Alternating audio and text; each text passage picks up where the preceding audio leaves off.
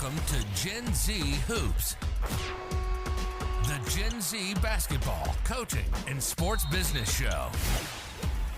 On this podcast, you'll learn from professional players, coaches, and executives from all over the world and see the court in a brand new way. And now, joining you courtside, your Gen Z host, John Hartofilis. Look, Bryston, what's going on? What's going on, my man? Thank you for having me. Everything's good. Awesome having you on the show. Really thankful you're able to come on. Obviously, now during the current Pistons homestand, you're gonna be away next week on the West Coast. So really looking forward to that, and I couldn't watch those games, and hopefully the team does well.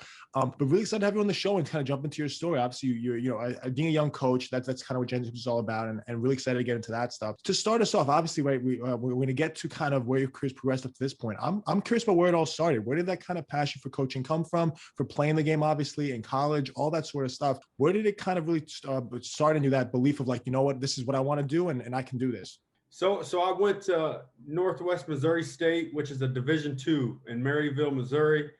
They just actually won the national championship this year a few days ago. So congrats to them. But I had a coach, Ben McCollum, and he's still there now. And, you know, that guy took me under his wing when I got to college and kind of showed me the ropes. You know, not only was he that coach for me that helped me develop my game, but he taught me so much more in the character, who you are as a person, and things that go much beyond the game of basketball that as coaches, we all try to give back to other players. And that's why a lot of us are in this field. And so, you know, he showed me things that, you know, that impacted me and that now I take on in my coaching career. And, you know, once I got done playing after my 4 years, my initial thought was to go overseas and try to play somewhere. I wasn't talented enough to get into the NBA. I know that for sure. But to try and keep playing and, you know, use this game as much as I can to see the world and other aspects. And so I was making that decision, and then coach come to me and said, hey, like, if you would like, I have a grad assistant spot open. If, you know, you want to stay around and get your master's degree and start coaching, you know. So I thought about that. And so it come down to me playing overseas, which is going to be, you know, a few years just to kind of experience it. But then I saw this opportunity that he was offering as a grad assistant to, number one, get my master's degree, and number two, to build my future and get into the coaching world with somebody that I trust and, you know, that I feel I can learn a lot from. And so, you know, he really pushed me as a coach. And so when I took that jump to be a grad assistant, you know, he showed me the ropes. He kind of took me under his wing again and just allowed me to learn. And I got to work out. I got to do drills. I got to recruit and just got my feet wet and everything. And he gave me the experience to, you know, just learn and figure this stuff out. And I'll help guide you along the way. And so once I got done with my grad assistant and I got my master's at 2 years, Matt Woodley was the coach that was in our conference while I was playing. Well, when I was getting done, Coach Matt reached out to quite a few coaches, and Matt Woodley was actually the G League coach. He was assistant, but he was taking over for the Memphis Grizzlies G League. They were the Iowa Energy at the time. And so Des Moines, Iowa is about 3 hours from where I'm from in the school. And so Mac reached out. Matt Woodley's like, hey, I just took this job. I'd like him to come up and work some guys out with me. And so I drove up there, worked a few guys out. Everything was good. And Matt was like, hey, I got a spot if you would like to join. And I basically was kind of an intern in the G League. And so that kind of started the professional game for me. After that year, Memphis moved their G League team out to Memphis. So they moved from Des Moines to Memphis, and then they renamed them the Memphis Hustle. So Memphis brought me out there with them.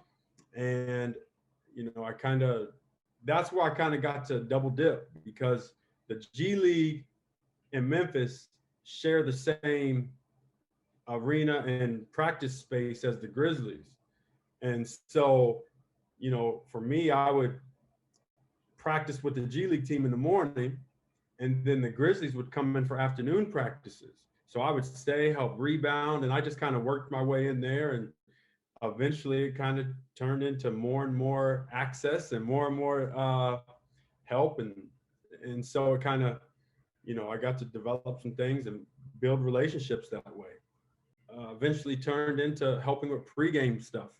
When the coaches versus players got to play 4-on-4, 5-on-5, I was that extra body. So it kind of, helped me in that aspect. And then what actually got me to Memphis or to Detroit now, another opportunity that I had was to work with Bob Tate, which is the shooting coach. He was the shooting coach at that time. Bob, he worked with Jason Kidd, Blake Griffin, Luke Walton, Mike Miller, some guys that, he was with Blake and with the Clippers actually. And so I became kind of his right-hand man in the shooting. And, I embraced it because I felt as a coach that could give me a value that, is a little different. And, learning from someone who's done it at a very high level, and all stars have, made strides and stayed in the league longer. I felt, that was I have to learn this. And so a long story longer, Ed Stavansky was the G League, or was the Memphis Grizzlies. He was in the front office. He ended up taking over here in Detroit 3 years ago, and he asked if I wanted to come with.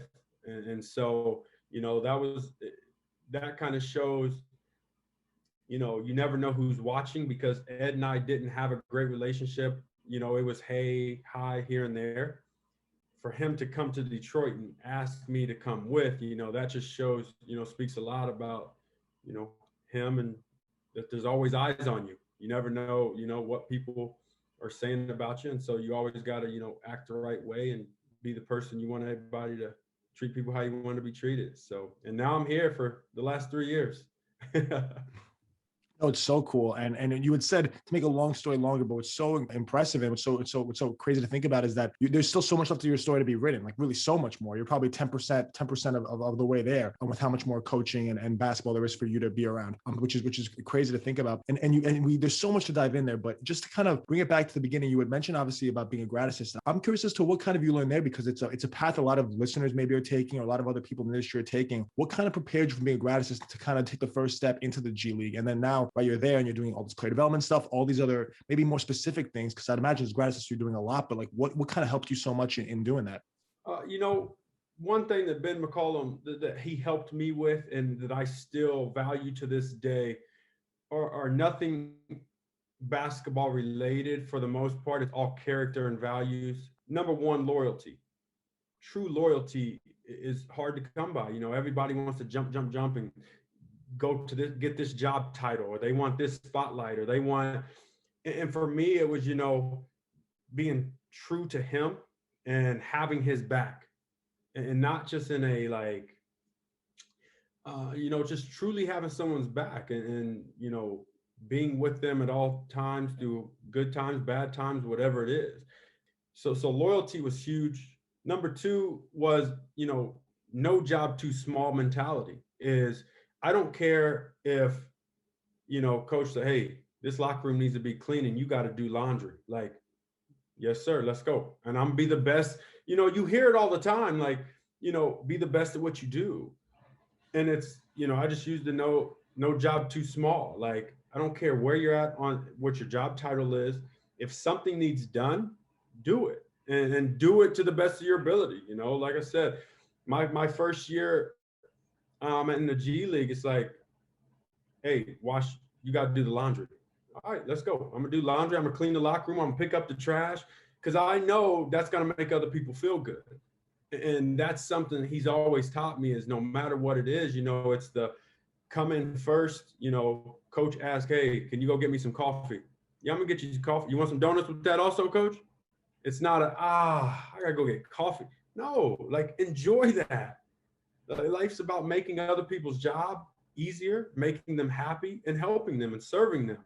And which kind of leads me to that, the third part is serve people. You know, everybody wants to feel good. Everybody wants to feel wanted, to feel loved. And so, you know, for me, when that becomes your main focus of like making other people feel good, you also feel good because you're satisfying other people's needs, but you're checking your own checklist off. And so it's not a, dang, I got to go do this, but it's not in a fake way. You know, if that makes sense, it's not in a, oh, let me just do this so he's happy. It's a truly genuine, I care for you. I want you to be happy. And you know, that's one of my strengths that I was blessed with, is the kind of happiness and energetic. And so I'd be selfish to not give that off. And so he really, really pushed that aspect of do whatever's needed.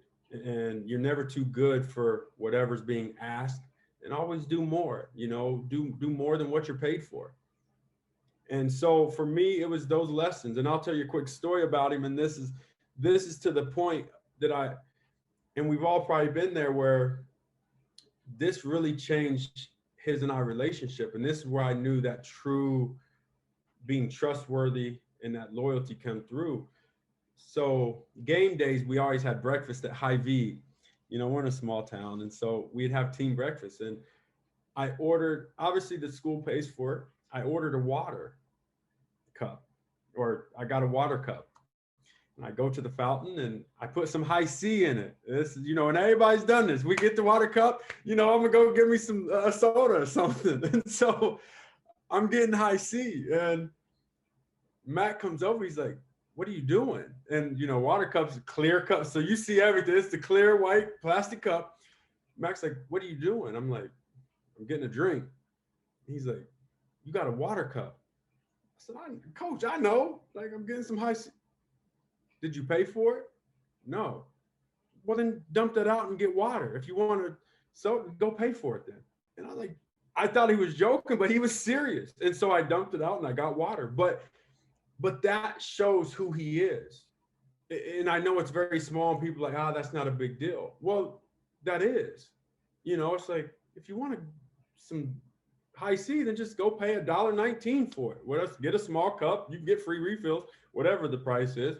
Like, just pay for it and then get Hi-C. If you're going to get a water cup, then get a water cup.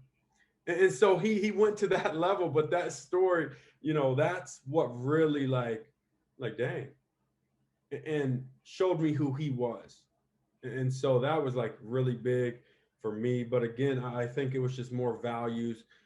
But then in the coaching world, when it comes to coaching, I truly believe he's one of the best coaches. And I know he's in Division II. And right now, you know, again, like I just said, they won the national championship. But if you watch this guy's team and the PPP and points per possession stuff, it's all excellent. And throughout college sports, it's a very, very high level. They're very efficient, very disciplined team. And so, you know, for me, I was a sponge. I wanted to learn everything. I wanted to, but the biggest aspect that I would tell listeners too is be a sponge, but also question why. And sometimes, you know, go again, like play devil's advocate. And truly, just trying to truly figure it out, though. Don't do it just to be, you know, oh, let me see if he knows what he's talking about.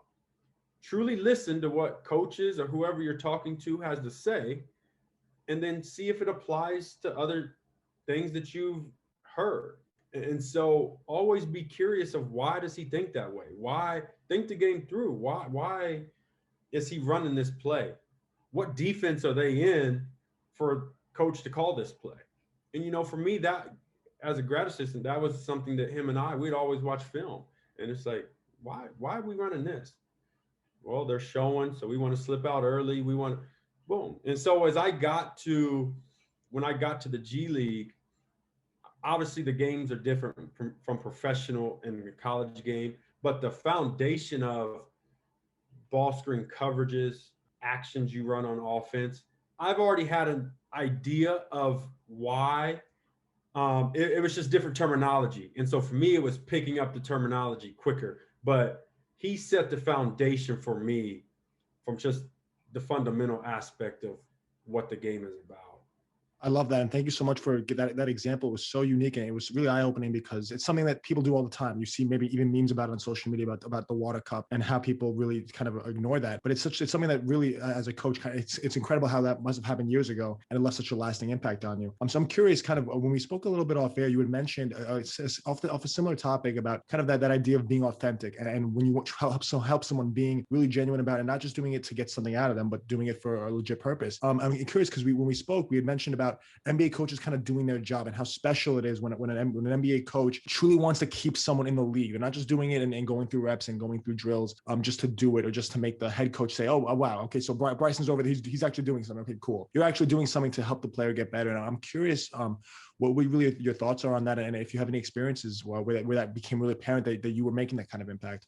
Well, for me, what you kind of, and I'm younger into the game of the professional game, but so I get paired with a lot of the young guys, which for me is great because they're the ones that have to develop the most because they're trying to stay in the league. And what you hear a lot of young guys say is, from say third grade all the way into seniors in college, it's, what's your goal or dream? And it's, I want to play in the NBA. I want to play in the NFL. I want to MLB. It don't matter. They just want to get to that highest level possible. And then what you find out is it's like, why is the average, guy in the league for 2 or 3 years, 3.5 years? And we'll come to find out when you're in it and you see it, it's like, well, they lose that hunger, right? And I call it investment versus entitlement. And I have this talk with all of our young guys that I'm with.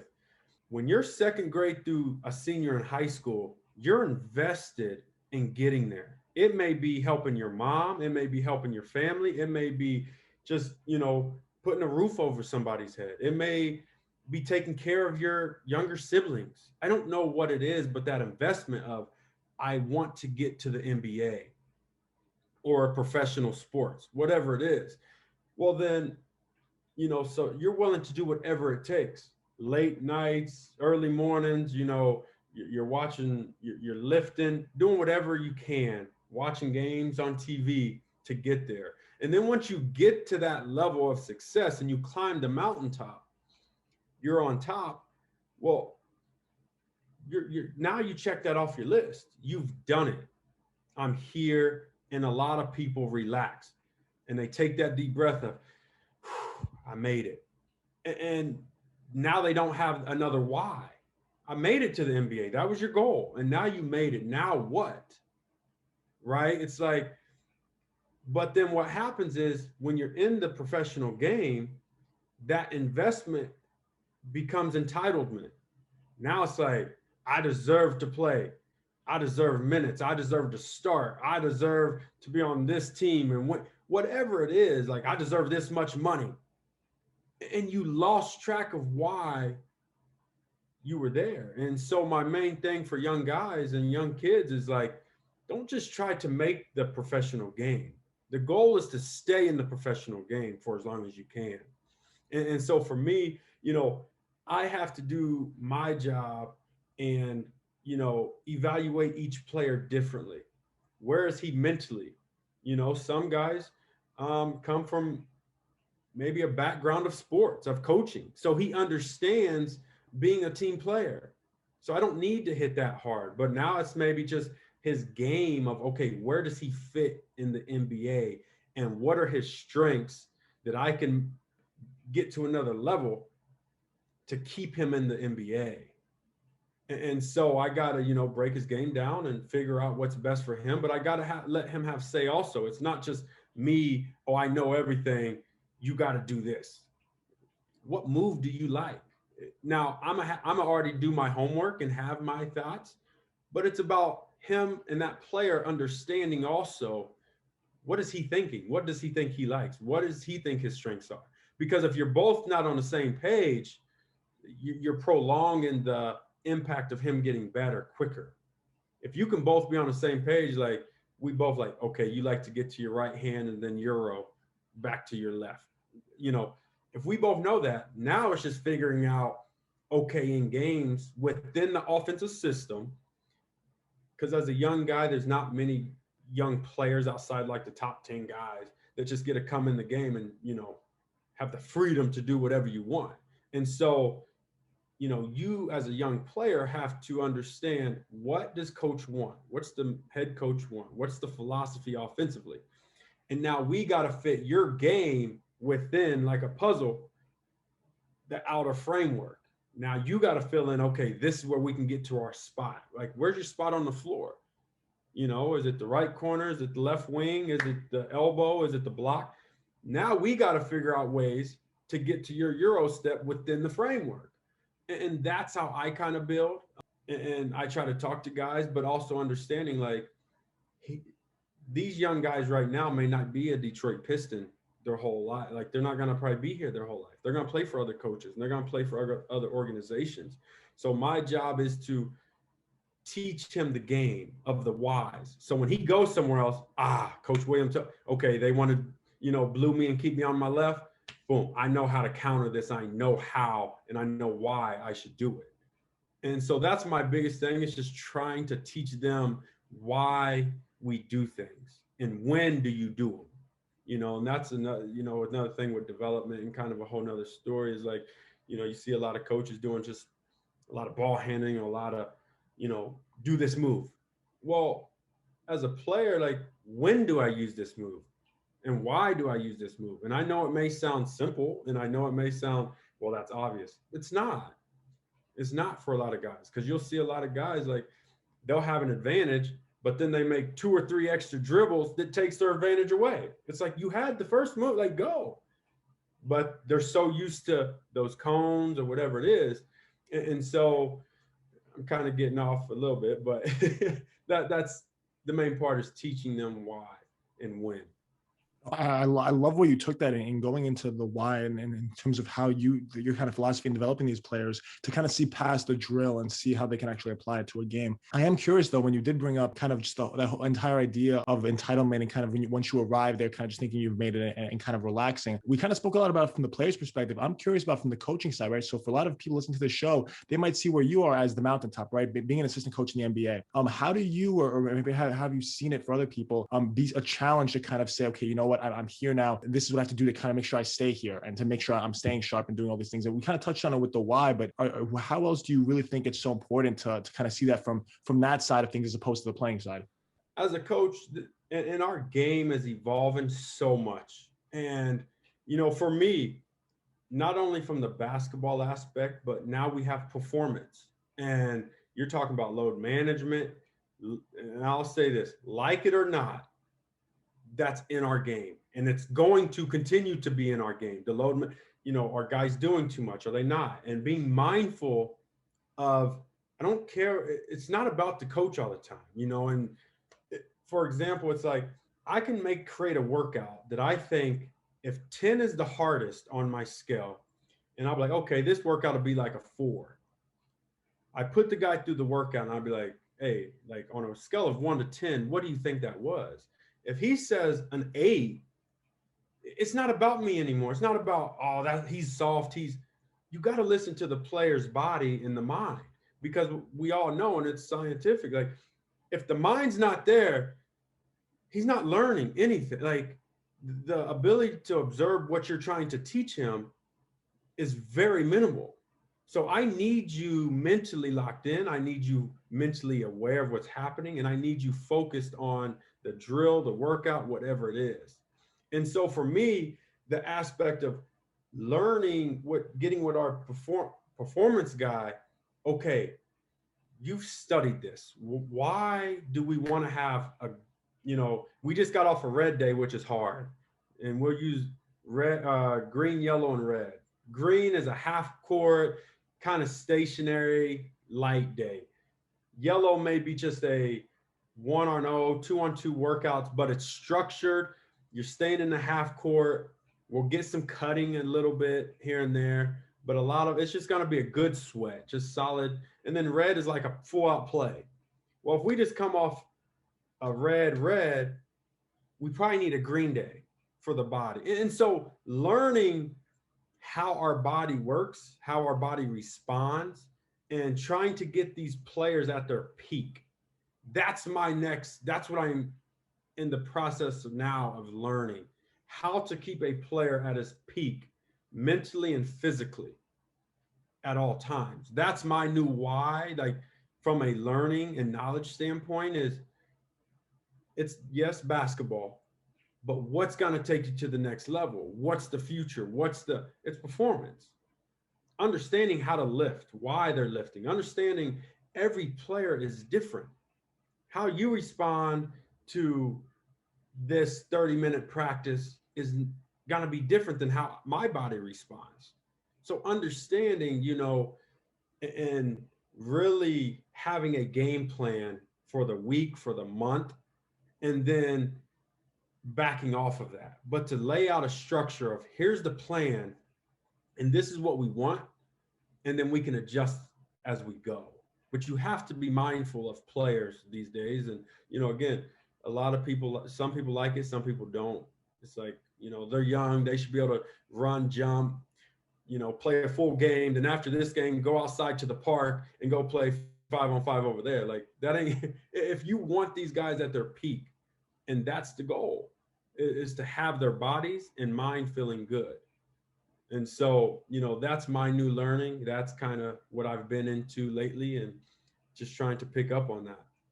I absolutely love that. And it's incredible because throughout this whole show, right, you didn't talk about a single drill or anything like that, but this is kind of gold for any kind of player development coach listening, because you're giving them how to do it, right? It's not you're not saying, okay, do 10 of these or this, the structural workout, but you're giving the blueprint as to this is the philosophy behind how you craft a workout. And it's one that's worked for you. And I could so see it being super impactful as to and getting ahead of the curve and saying, okay, like load management's here, no matter whether you like it or not, it's here. Let's kind of go full into that. Thinking about all that stuff with load management and maybe how the new approach you're taking into this season with the Pistons. I'm curious as to maybe what that's changed. Like, what's your approach now with some of these guys? Obviously, with the NBA, there's bigger staff, so maybe you're working with a small number of guys than you've worked with in the past in the G League, where you're working with maybe more than 5 or 6 guys. Now it's a little bit less. How are you kind of structuring it now during this NBA season with the Pistons to kind of get the most out of these guys?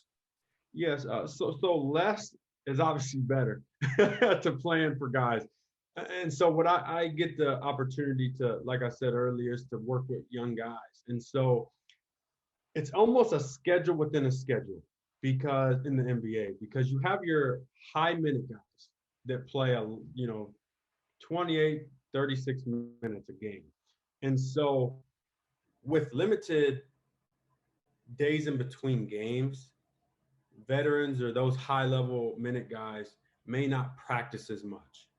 And so what I do, especially with the young guys, or what we call low minute guys, they may play 8 minutes, 10 minutes here, may not play the next game, but then play another 10 minutes the following game. And they may not play 2-3 games, which a week goes by.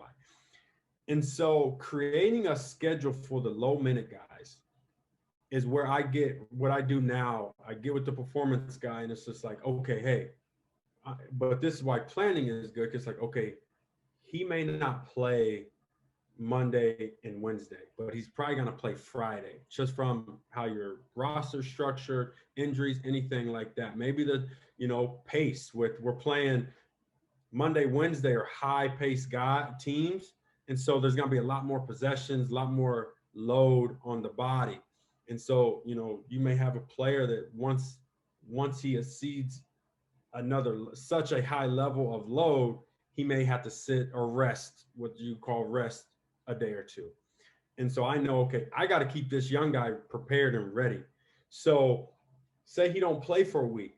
Well, I got to put in, 3 days a week where he has red days, where it's like, I got to, and the baseline for me is this guy ready to play 20 minutes, at any given day? I got to keep him ready for that. That's the goal. And so if he's not going to play for a week, I got to make sure, 2 or 3 days of that is live play, up and down, full court.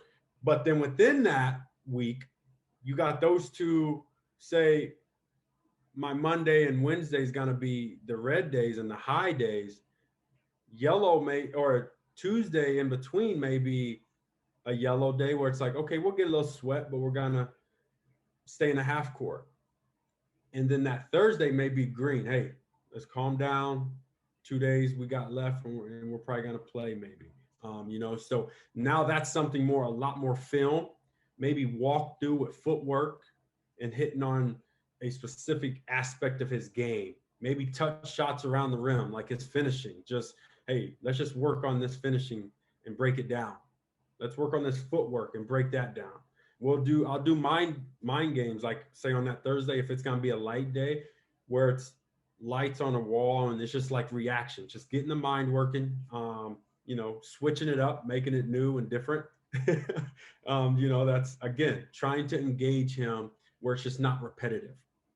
And because I need him, focused and engaged as much as possible. So we'll switch things up. And so, I create a schedule for the low minute guys and within the main schedule of the NBA that we have as a team. And so that's kind of how I develop it. So now you can develop a schedule, and, that's something that I can, that I'm getting experience with, of trying to how to manage guys that play here and there. How do I keep them ready? How do I keep them engaged? And then just another aspect of all this, and I know it's kind of a little bit all over, but even in games where it's like, if this guy don't play much, but he may play here and there and he's low minute, during timeouts, random times, what's the score? How much time's left? How many timeouts we have? Keeping him engaged, and, hey, you don't know when you're going to come in this game. What if coach needs you right now? You got to know the foul count. You got to know, are we up, down? Who's hot? Do we have a hot guy? Maybe our shooter just made 3 in a row. You come in, hey, you got to make sure you're going to this dude. Or, and so keeping them engaged as a coach. And again, it goes back to, I'm trying to help him stay in this league for a long time. It's so easy to get caught up when I'm not playing and I'm staring off into the crowd and I'm just wandering off, messing with my team. You got to stay engaged because you never know when your time's going to come. And so, again, it just goes back to my why and my how. These are things that how I try to develop them and keep them. And also it helps me because now I'm engaged. I got to stay engaged, because then what you'll get during timeouts is, he'll, coach, what's the score? And he'll try to catch me off guard. And it's just like, hold on now. But it's fun. And, it makes me make sure I'm aware of what's going on. And it's fun for both of us or whoever I'm doing it with. Thank you so much. I mean, that was just that kind of deep dive into maybe how you do what you do, which is it's awesome. And the example of the whole back and forth of the player, I mean, that's kind of how relationships are built, and kind of I love how that's kind of maintained. And it seems like it's just a fun environment, right? And that's what it's all about. And one thing, but again, it's exactly what you're saying with the relationship. But that's the authentic, that's what creates the real and true relationship without like forcing it, and it's just, eventually it just becomes free, and the relationship will build and the trust builds. And so that's part of what you talked about. The authentic part is, to me, that's how I try and find ways to create that. Oh my God, I love it. And I've had a bunch of player development coaches on the show before, people that have done it in the past, but honestly, just the blueprint that you gave out, if any one of my friends or anyone that I'm ever networking with is like, hey, like, I really want to get into this field, like, what do you think I should do? I'm going to make sure to listen to this one.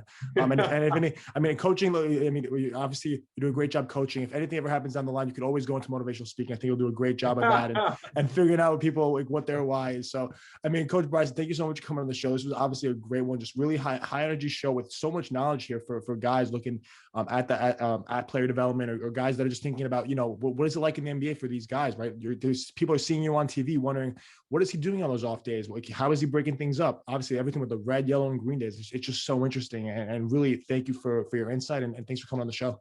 No, I appreciate you and your time and allowing me to come on and speak.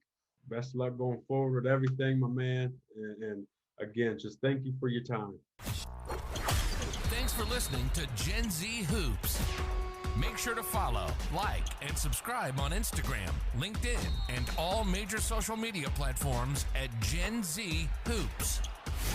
You can tune in and subscribe on Apple Podcasts, Spotify, YouTube, and every other podcast platform on the planet. Get ready for the next episode.